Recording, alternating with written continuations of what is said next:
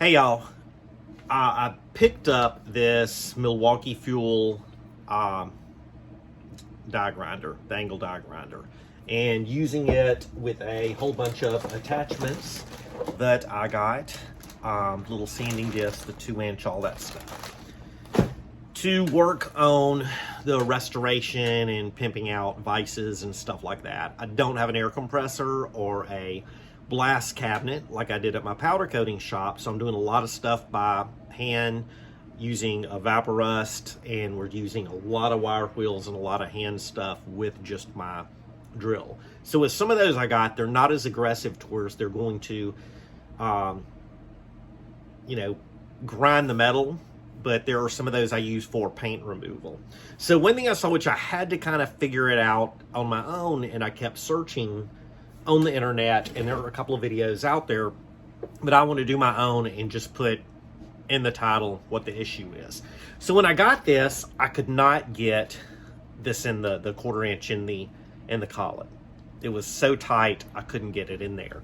So I removed the collet nut, which it comes with 2 wrenches. It's almost like one that is on a router, if you're familiar with those. So a 1/2 inch and 11/16 come with those. It's got some holes drilled in them, and put some 550 cord in them, where when I lose them, I'll lose the 550 cord too. So the little adjuster or clamp was wedged in this thing.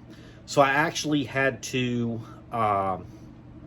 get these needle nose and work on it, compress it, and finally pull it out of there.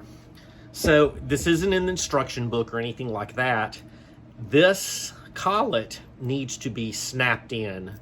There's a little ring in there to do it. So what I did is I went over to my Wilton and ever so carefully stuck that bad boy in there where it's supposed to be. And you hear that, just one little click? That's all it takes. And it just pops in there and retains itself. So all you need here is that little click. So once you put it in there, you can put that in there and then tighten this bad boy down.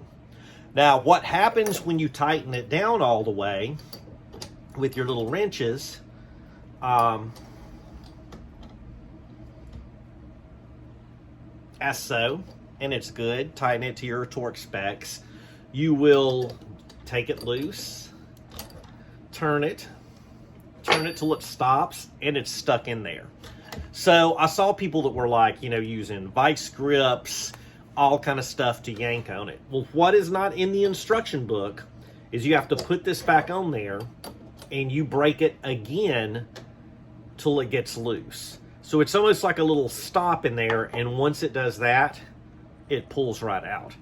So it's a little deal that they have. They don't explain it, but I want to explain it to y'all. And haven't used this yet. I will let y'all know after a while, because it's about to be put to freaking work. I'll let y'all know how it goes. Cheers, y'all. Have a good one, and thanks for listening to me talk.